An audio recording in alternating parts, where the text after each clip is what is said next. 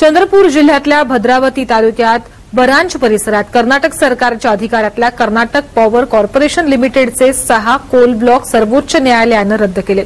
त्यामुळे गेल्या 6 महिन्यांपासून इथले 500हून जास्त कामगार बेरोजगार आहेत। तेव्हापासून कंपनीनं त्यांना पगारही दिला नाही।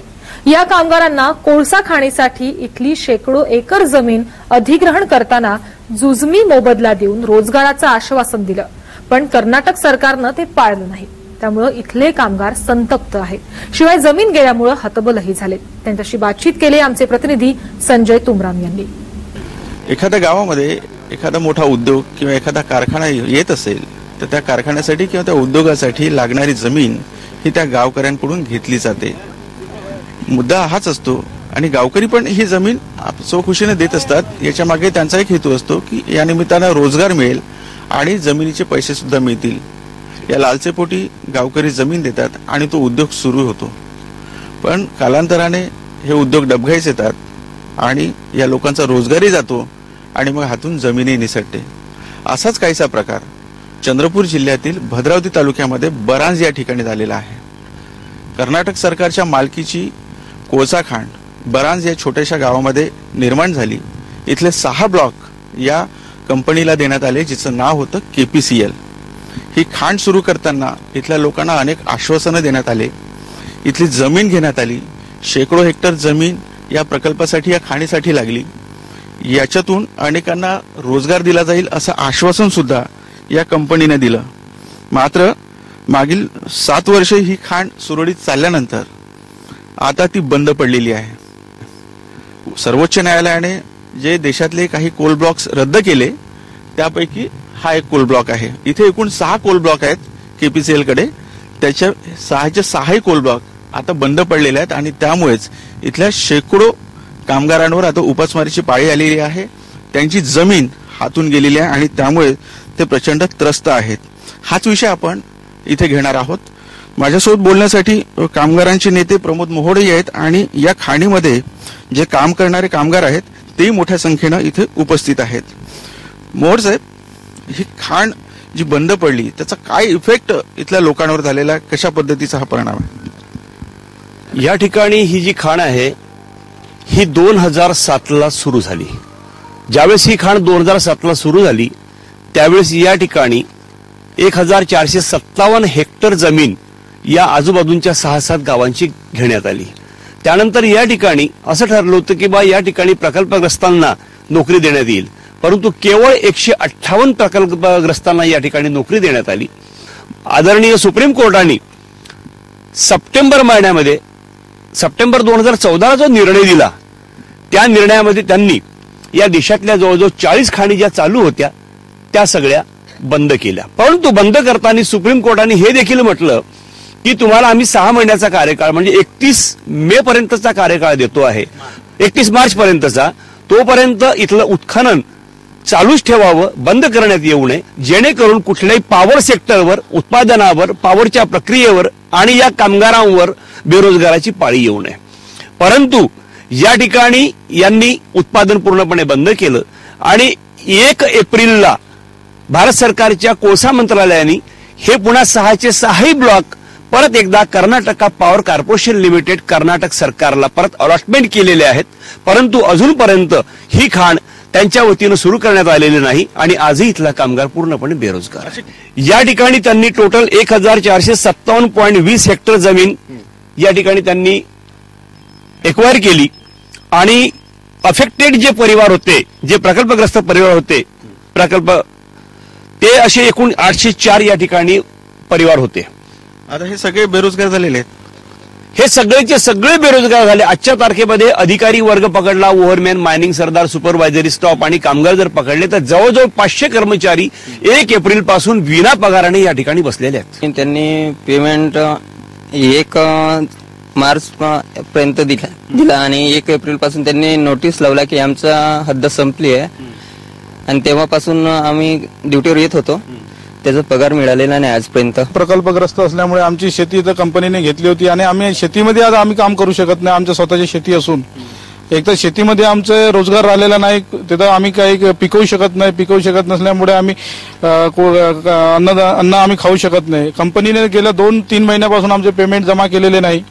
आता आमच्याकडे पैसा नाही, आम्हाला दुसरीकडे रोजीरोटीने जावं लागते. त्याच्यामुळे आम्ही आपला उदरनिर्वाह चालवत आहोत. इथले जे MP आहे हंसराज अहिर यांनी आमच्यासोबत गावकऱ्यांसोबत मीटिंग घेतली. त्यांनी म्हटलं का तुम्हाला आम्ही गव्हर्नमेंट जॉबमध्ये लावून देऊ कर्नाटक सरकारच्या, अशा प्रकारचे आश्वासन दिले. पण ते शेवटी तसं काही घडलं नाही. KSL नावाची कंपनी आली, त्याच्यामध्ये आम्हाला रोजगार दिला. तो रोजगार पुरा कंत्राटी आता माहीतच झाला, पूर्ण खुलासा झाला. तर म्हणजे तुम्ही KPCLचे कर्मचारी नव्हते? नाही, KPCLचे कर्मचारी नाही. कारण KPCL सर म्हटलं का तुम्ही आमचे कर्मचारी नाही, तुम्ही KECML नावाच्या त्या कंपनीच्या लिमिटेड नावाच्या कंपनीत तुम्ही कर्मचारी आहे, त्यांनी असं म्हटलं आहे. तर आता एमटा म्हणते की केव्हा कर्मचारी आमचे नाही, KPCL म्हणते कर्मचारी आमचे नाही. मग आता आम्ही हो कोणाचे? शेवटी हा प्रश्न आम्हाला पडलाय. आता तुम्हाला टर्मिनेशनचा ऑर्डर कोणी दिला? कोणीच नाही दिलाय. फक्त 31 मार्चपर्यंत ह्या KECML नावाच्या मॅनेजमेंटनी इथं नोटीस लावून दिला. 31 तारखेनंतर आमचं काम बंद झालंय. आता त्याची कारवाई जे चालू करेल KPCL तेव्हा ते मग पाहू आता का कसं करायचं त्यांचं. एक जुनी कंपनी एमटा नावाची eastern mineral and trading agency, ही वेस्ट बंगालची उपाध्याय यांची एक कंपनी आहे. या कंपनीने सप्टेंबर 2002 मध्ये KPCL म्हणजे Karnataka power corporation limited, Karnataka government यांच्यासोबत एक जॉईंट व्हेंचर, एक अग्रीमेंट केलं. आणि अग्रीमेंट केलं की बा आम्ही तुम्हाला कोळसा काढून देण्याचं काम आम्ही करू. 2002 ला अग्रीमेंट केलं आणि अग्रीमेंट करून त्याच्यामधून त्यांनी एक नवीन कंपनी जन्माला घातली. तिचं नाव ठेवलं यांनी KECML म्हणजे कर्नाटका एमटा कोल माइन्स लिमिटेड. म्हणजे एक कर्नाटका हा शब्द त्यांचा जोडून दिला आणि बाकी यांनी आपलं ठेवलं. अशी कंपनी यांनी 2002 सप्टेंबर मध्ये तयार केली. या कंपनीला मान्यता होती? नाही, ही तर बाकायदा ऑलरेडी कसं की यांनी जो जॉईंट व्हेंचर केला तो याला रजिस्टर्ड केलाय कंपनी ऍक्ट मध्ये, ते टेन्शन नाहीये. ते जे काही केलं असेल ते केलं असेल. पण या ठिकाणी सगळ्यात महत्वाचा जो घोळ झाला हा की 2002 ला यांनी कंपनी तयार केली. कंपनी तयार करून यांनी टेंडर केलं आणि टेंडरमध्ये यांनी ऑलरेडी डी ग्रेडच्या कोळशासाठी रेटही मागवले कर्नाटका पॉवर कॉर्पोरेशननी. आणि ही जी खाण आहे यांना खाण अलॉट झाली मे 2003 मध्ये.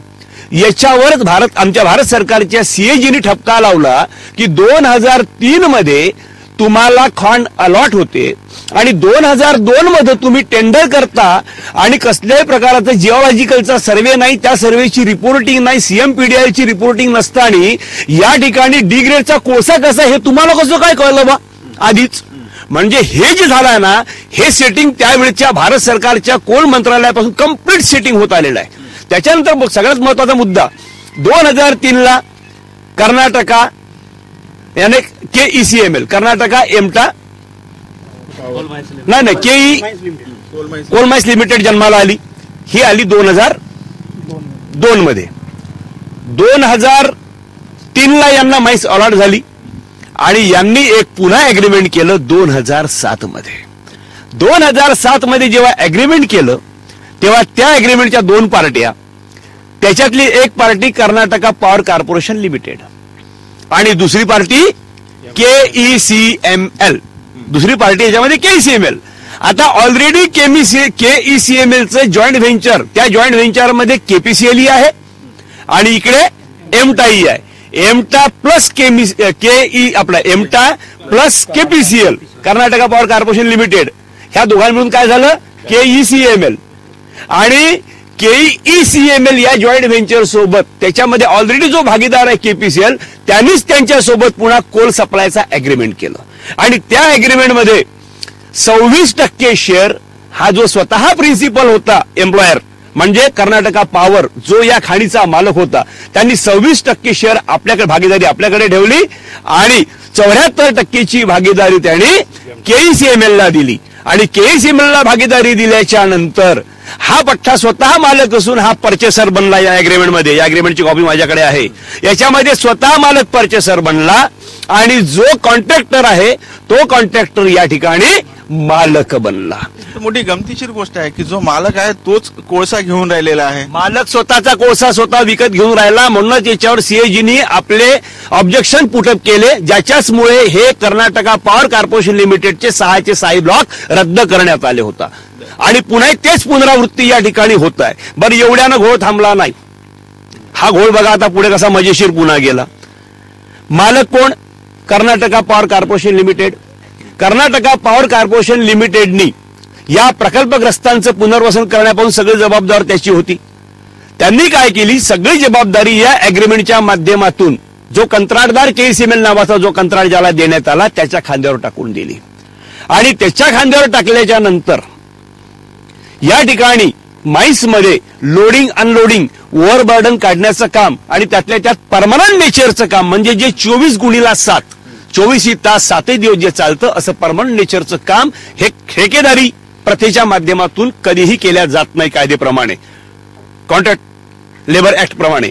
परंतु हे काम यांनी कंत्राटदाराच्या माध्यमातून केलं आणि कंत्राटदाराच्या माध्यमातून करता करता यांनी असिस्टंट लेबर कमिशनरनीही 7 वर्षाच्या काळात या ठिकाणी प्रोहिबिटेड वर्क आणि कंटिन्यू वर्क हे यांच्याकडून केलं जातं याच्यावर कधीच लक्ष दिलं नाही आणि तेच चालू राहिलं.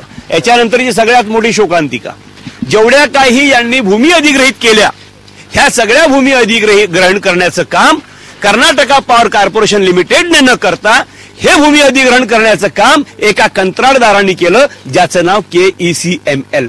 आणि ही बोगस कंपनी आहे टोटली, म्हणजे दिशाभूल केली आहे पूर्ण कंप्लीट. यांचं अग्रीमेंट बोगस आहे, म्हणूनच तर त्यांचे रद्द झाले. ही जर कंपनी जर बोगस नसती तर सुप्रीम कोर्टाने ज्याप्रमाणे 4-6 ब्लॉकला जसं रद्द केलं नाही बाकीच्या पब्लिक सेक्टरला, यांनाही रद्द केलं नसतं. म्हणजे या कंपनीमध्ये स्थायी स्वरूपात जे कामगार घेण्यात आले होते ते मुळात KPCLचे नव्हते, तर हे एका तिसऱ्या कंपनी स्थापन करून त्या मार्फतीने या सगळ्यांना घेण्यात आलं होतं. हा आता याच्यातला गमतीशीर प्रकार आहे आणि तो आता उघड झालेला आहे. त्याच्यामुळे हे सगळे कामगार संतापलेले आहेत. तुम्ही किती दिवसापासून इथे काम करता? मला 7 वर्ष कंप्लीट झाले. कुठल्या तुम्ही? माझं इथंच. तुम्ही? 7 साल से हम भी है. अच्छा. किती पगार मिळायचा तुम्हाला? 8,000 8,500. अच्छा. आप क्या कर रहे हो? PC ऑपरेटर है 3,000 सामने देखिए. अच्छा. अभी कितने दिनों से बंद है ये माइन? माइन्स लगभग 5 महीना से 6 महीना से. कैसे गुजारा करते हो? ऊपर वाला का मर्जी है. कितने कामगार है ये माइंस में गांव के आपके? कम से कम 500 550 के आसपास है. हाँ. तो आपने शिकायत वगैरह की इधर? शिकायत तो बहुत होती है, हर दिन होती है.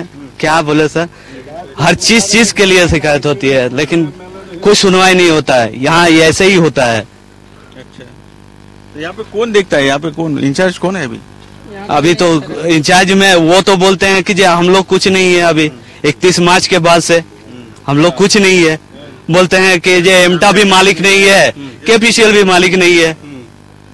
तो अभी किधर हम लोग हैं ये इसका कोई निर्णय नहीं निकल रहा है. म्हणजे या कामगारांनी कोणाकडे जाब विचारावा याची काही सोय नाही इथे, कारण KPCLचं सुद्धा इथे ऑफिस नाही आहे आणि एमटाचे अधिकारी आधीच सोडून गेलेले आहेत. त्याच्यामुळे या सगळ्या कामगारांनी दात कुणाकडे मागावी, कुणाकडे अर्ज करावा, कुणाकडे पैशांची मागणी करावी, रोजगार कुठे मागावा याची कुठलीही व्यवस्था इथे नाही आहे. ही सध्या पूर्ण जी खाण आहे ही ठप्प पडलेली आहे. खाणीमध्ये पाणी पण साचलेलं आहे आणि काही ठिकाणी इथे जो कोळसा साठवलेला होता त्याला आग सुद्धा लागलेली आहे. कोट्यावधीचा कोळसा इथे जळला सुद्धा आहे. त्याच्याकडे सुद्धा प्रशासनाचं अजिबात लक्ष नाही आहे.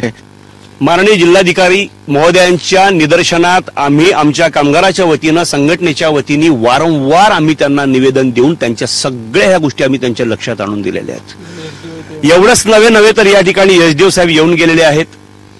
आमच्या जिल्ह्याचे पालकमंत्री आदरणीय सुधीर भाऊ मुनगंटीवार यांना देखील आम्ही या संबंधात निवेदन देऊन चुकलो आहोत. एवढंच नव्हे तर आता 8-15 दिवशीपूर्वी माननीय खासदार साहेबांनी याच गावामध्ये प्रकल्पग्रस्त गावामध्ये मिटिंग घेऊन बरांज गावामध्ये मिटिंग घेऊन त्यांनी आश्वासन दिलं की आम्ही संपूर्ण कामगारांचं पुनर्वसन नक्की करू आणि तेही KPCL मध्ये करू. परंतु इथली वास्तविकता ही आहे की जेव्हा सुप्रीम कोर्टाने तुम्हाला 6 महिन्याची मुदत दिली होती 31 मार्च पर्यंत आणि 31 मार्चच्या नंतर तोपर्यंत तुम्हाला एक रनिंग कंडिशनमध्ये टेकओव्हर हँडओव्हर करायची होती आणि 20 जानेवारी पासून कर्नाटका पॉवरनी इथला कोळसा उचलणं बंद केला. जेव्हा यांना माहित होतं की बा इथला कोळसा उचलणं बंद केला तर यांनी तो पण त्यांनी स्टॉक ठेवायला नको होता. यांनी या ठिकाणी जवळजवळ 2 लाख टन कोळसा हा स्टॉकमध्ये ठेवला. एकीकडे स्टॉक चालू ठेवला. त्याची 2 लाख टनाची किंमत काय असेल? त्याची किंमत 100 करोड. कारण मार्केटमध्ये इथला जो कोळसा आहे त्या कोळशाला जर आपण मार्केटमध्ये विकलं तर कमीत कमी 5,000 रुपये आपल्याला पर टनला त्याचा रेट येईल. आणि या अग्रीमेंट प्रमाणे आमच्या महाराष्ट्र शासनाला 70 रुपये पर टन यांना रेव्हेन्यू द्यायचा आहे. म्हणजे या ठिकाणी जर 2 लाख टन जर यांनी कोळसा जाळला असेल तर 1 करोड 40 लाख रुपयाचा जो रेव्हेन्यू आहे हा देखील आमच्या महाराष्ट्र शासनाचा डुबलेला आहे. हा रेव्हेन्यू दिला नाही यांनी.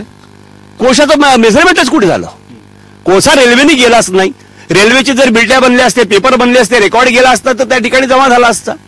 कोळसाच गेला नाही. कोळसा जागेवर जळला. राष्ट्रीय संपत्ती जागेवर जाऊन खाक झाली. बरं, एवढ्यानं यांचं मन भरलं नाही. मी तुम्हाला जाऊन दाखवणार आहे. आतमध्ये यांनी जे दुसरा जो ब्लॉक आहे त्या ठिकाणी तो कोल बेंच ओपन केला. कोल बेंच ओपन करणे म्हणजे ही जी वरची माती आहे या मातीला रिमूव्ह करणे. हे माती बाजूला सारायची आणि माती बाजूला सारून त्या ठिकाणी तो कोळसाचा पूर्ण बेंच ओपन केला. आणि जेव्हा त्यांनी तो कोळसा जेव्हा ओपन केला आणि त्या ठिकाणी कसल्याही प्रकारचे प्रिकॉशन्स घेतल्या नाही, त्याचा परिणाम असा झाला की या उन्हाळ्यामध्ये त्या आतमधल्या खाणीला सुद्धा आग लागली. त्याला सुद्धा आग लागली आणि तो सुद्धा जळून पूर्णपणे आजही जळून राहिलाय. आणि आपण स्वतः बघू शकता की तो कोळसा कसा जळतो. बरं, किती गावांचं पुनर्वसन यांनी करायचं ठरवलं होतं? किती गावं अफेक्टेड झाली होती याच्यामध्ये? या ठिकाणी जी गावं अफेक्टेड झाली सर मी तुम्हाला त्यांची पूर्ण नावं सांगतोय. या ठिकाणी चेक बरांज, त्याच्यानंतर गावठाण, त्याचं बरांज मोकासा विथ गावठाण, सोमनाळा, बोनथाळा, कडोली, केसोर्ली आणि चिचोर्डी हे 7 गावं अफेक्टेड आहेत. याचं पुनर्वसन केलं का? मग पुनर्वसन एकाही गावाचं केलं नाही. आणि महत्वाचा मुद्दा या महाराष्ट्र गव्हर्नमेंटची शोकांतिका ही महाराष्ट्र गव्हर्नमेंटने सुद्धा आता पुनर्वसन रिहॅबिलिटेशन पॉलिसीचं जे अग्रीमेंट केलं ते अग्रीमेंट 28/2/2013 केलं. हे अग्रीमेंटची कॉपी 28/2/2013 अग्रीमेंट केलं. आणि तेही अग्रीमेंट मूळ मालक म्हणजे कर्नाटका पॉवर कॉर्पोरेशन लिमिटेड सोबत न करता त्यांनी देखील कर्नाटका एमटा कोल माइन्स लिमिटेड म्हणजे जो या ठिकाणी कंत्राटदार आहे त्याच्यासोबत त्यांनी रिहॅबिलिटेशनची यांनी अग्रीमेंट केलं.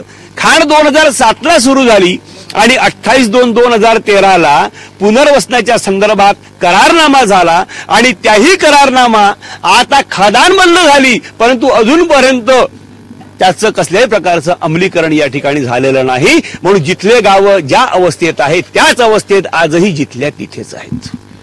ही सगळी परिस्थिती इथे निर्माण झालेली आहे. भद्रावती जवळचं एक गाव आहे बरांज, तिथे ही खाण आहे. 6 ब्लॉक या केपीसीएल ला दिलेले आहेत. केपीसीएल ही कर्नाटक सरकारची एक कंपनी आहे जी पॉवर जनरेशन करते आणि त्या जनरेशन कंपनीसाठी इथून या खाणीतून कोळसा पुरवला जाणार होता. 2007 मध्ये ही खाण इथे सुरू करण्यात आली होती. आणि या खाणीमध्ये बरांज आणि जे काही प्रभावित गावं आहेत त्या गावातल्या लोकांना रोजगार दिला गेला होता. आणि याच गावातली जमीन या खाणीसाठी घेण्यात आली होती. त्यावेळेस एक जुजबी मदत जे काही मोबदला आहे जमिनीचा तो देण्यात आला होता शेतकऱ्यांना. आणि या सगळ्या लोकांना कंत्राटी पद्धतीवर कामावर घेण्यात आलं होतं. या लोकांनी जे आता सांगितलं की बा जी एक बोगस कंपनी स्थापन करून यांना नेमण्यात आलं होतं तेही आता उघड झालेलं आहे. मुळात हे सगळे कर्मचारी केपीसीएलनी स्वतःकडे घ्यायला पाहिजे होते, त्यांना स्वतःचा ऑर्डर द्यायला पाहिजे होता. पण तसं न करता एका 3ऱ्या कंपनीच्या नावावर यांची फसवणूक करण्यात आल्याचा प्रकार इथे उघडकीस आलेला आहे. आणि मागील 5-6 महिन्यांपासून हे कामगार सगळे आता बेरोजगार झालेले आहेत. त्यांच्या हाताला कुठलंही काम नाहीये. म्हणजे या प्रकल्पामध्ये एक तर शेती गेली आणि त्यांचा रोजगारही बुडाला. त्यामुळे आता या शेतकऱ्यांनी नव्या भूमी अधिग्रहण बिलावर विश्वास कसा ठेवावा असाही प्रश्न निर्माण झालेला आहे. कॅमेरामॅन अनिल ठाकरेसह संजय तुमराम, साम टीव्ही, चंद्रपूर.